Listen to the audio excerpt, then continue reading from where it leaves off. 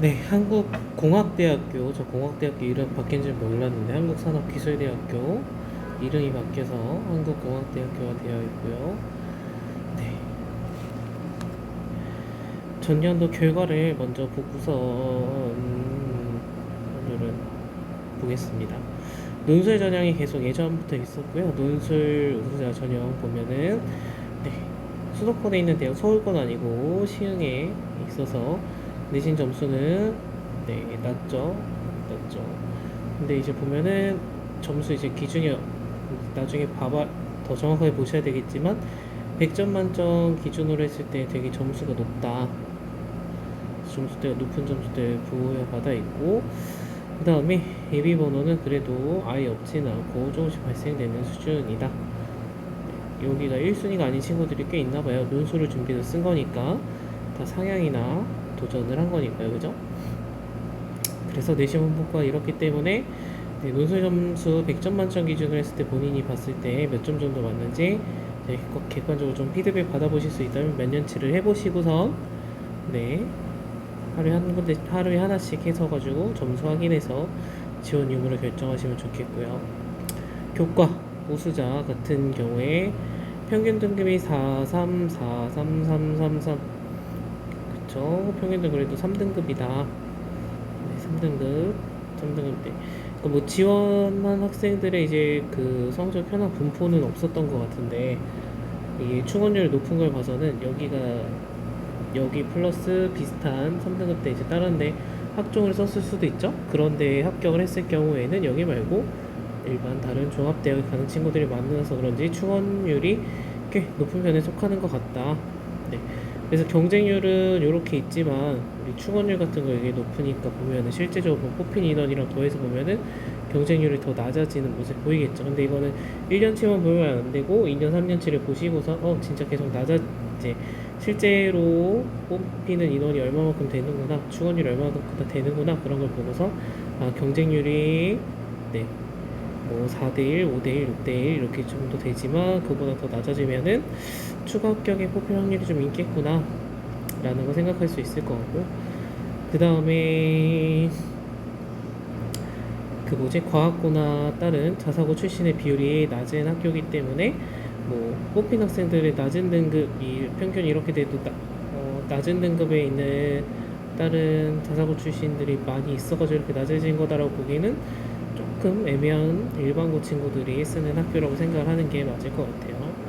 그죠? 여기는 7이니까 크게 최저가 부담이 없이 했었을 것 같고, 네, 특정교과 우수자는 뭐 이게 학생부 종합전형이겠죠.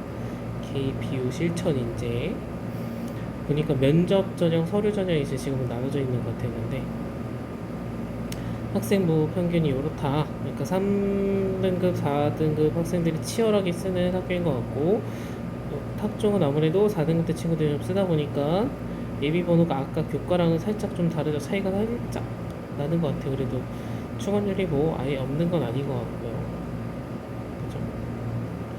그래서 이런 부분까지도 고려해서 경쟁률 네, 같이 살펴보고선 참고하셨으면 좋겠다. 그래서 등급 분포는 3에서 4등급 때 친구들이 쓰는 학교겠구나 라는 거 우리가 생각해 볼 수 있을 것 같고요.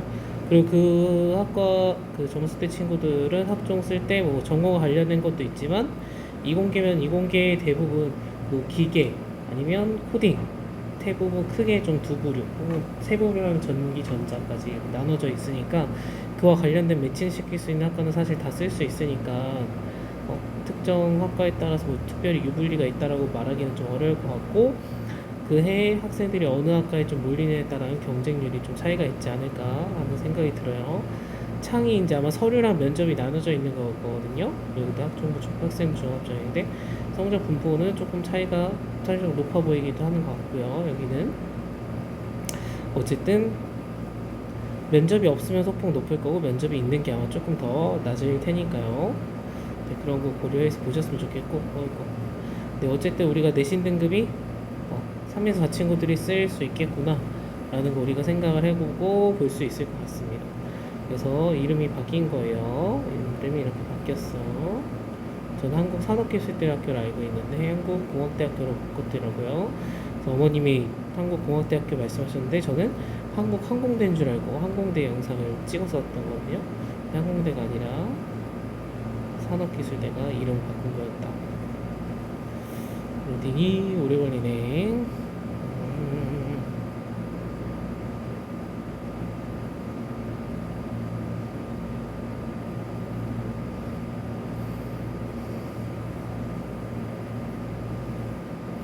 위엔 코딩, 그 다음에 기계, 그 다음에 전자, 신소재공학, 신소재도 전자가 이제 깔려있죠. 생명화학은 조금 다를 수 있겠다.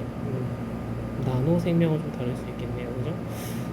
제가 아까 말했던 3개의 부류 말고 4개 부류 정도로 생각을 해서 쓸 수 있을 것 같아요. 관련 매칭을 시켜서.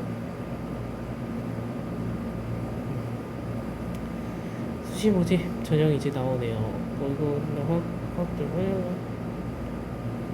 어떻게 하는 거야?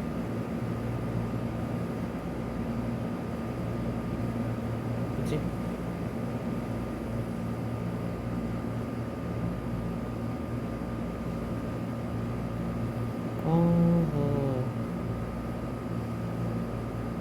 죄송합니다. 저희가 노트를 잘 못 써가지고 화면이 돌아가니까 제가 당황해서 뭘 눌렀는지 모르겠네.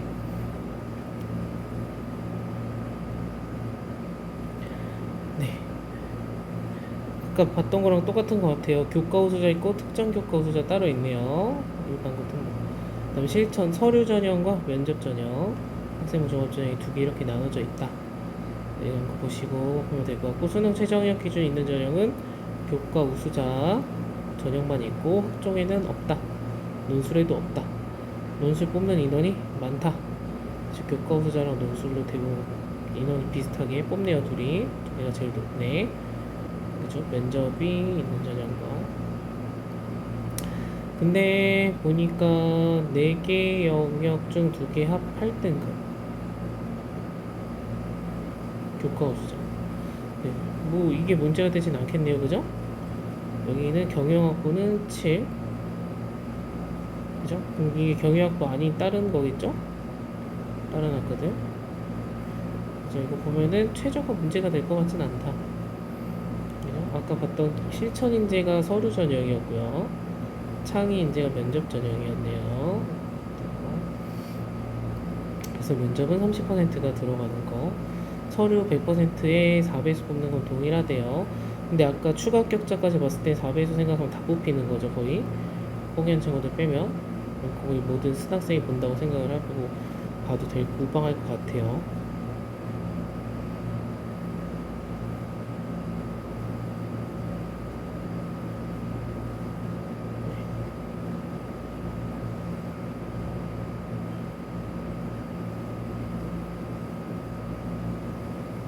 원서 접수 설명이고 전형별 이제 논술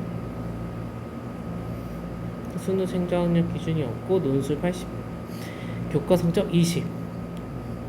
근데 아까 내신해 봤을 때는 이제 내신 등급대가 그러니까 논술을 여기 학교를 가려고 논술 준비해서 상위권 학생이 보진 않으니까 내신은 의미 없는 거고, 우리는 논술 점수로 간다고 생각을 하시면 되는 거고, 논술 문제를 내가 풀 수 있겠는가 없겠는가 보셔야 되겠죠. 그죠? 그 다음에 확인해야 되는 거 논술 이런 거, 논술 날짜 시간 보시고서 어느 타임에 하는지, 혹시 내가 하루 2탕 하려고 하는데 시간이 겹치는지 안 겹치는지 이런 거 꼭 확인하셔야 돼요. 그 다음에 교과 우수자 공학계열 7이고 경영은 8이고 최저가 있는 전형이었고요.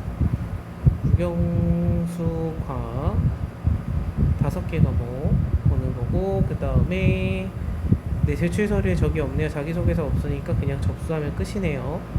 성적으로 대결하는 거고, 특정 교과 여기도 최저는 똑같고 특정 교과는 3개 교과만 하네요. 아까랑 다르게 3개 교과만, 그죠? 3개 교과만, 상위 3개 교과만 한다라는 게 좀 다른 점이네요. 그죠?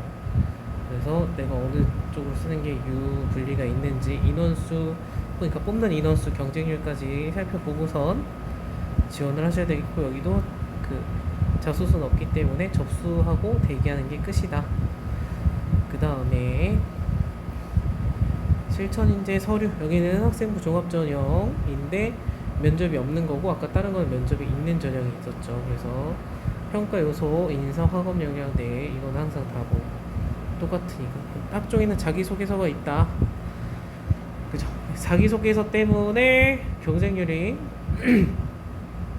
저는 그 3에서 4친구들이 쓰는 학교에 자기소개서가 있으면 좀 경쟁률이 낮아지지 않나 하는 개인적인 의견. 그 다음에 등급이 좀 낮은 친구들이 또 그걸 보고서 쓰는 경향성이 있을 거라고 생각을 해서 성적은 조금 분포가 낮아지지 않을까. 왜냐면 우리 자기소개서 많이 폐지돼서 없잖아요 거의. 근데 이제 몇몇 학교 때문에 그 시간을 들여서 지금 써야 되는데, 자기소개서를 미리 혹시 써보거나 학교에서 진행을 하셔가지고 써본 친구들에게는 엄청 유리한 전형이지만, 안 썼는데 다급하게 써가지고 어설프게 쓰면은 쓰나 마나한 전형이 될 수도 있다. 그래서 이거는 자기소개서 역량에 따라서 좀 갈리지 않을까라는 생각을 개인적으로 합니다. 네, 자기소개서.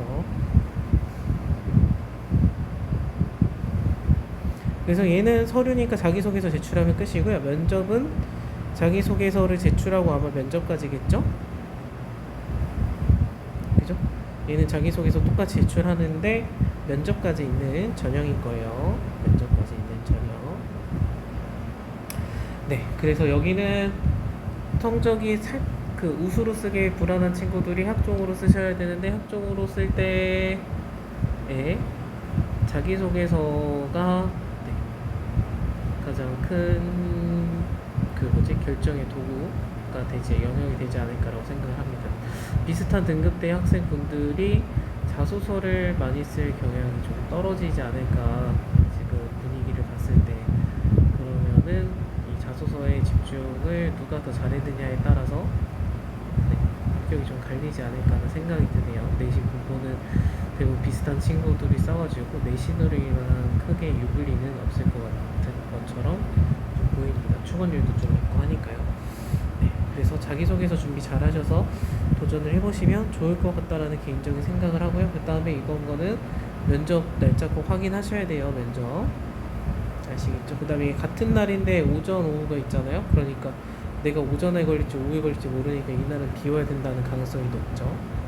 그죠? 다른 학교랑 겹치지 않게.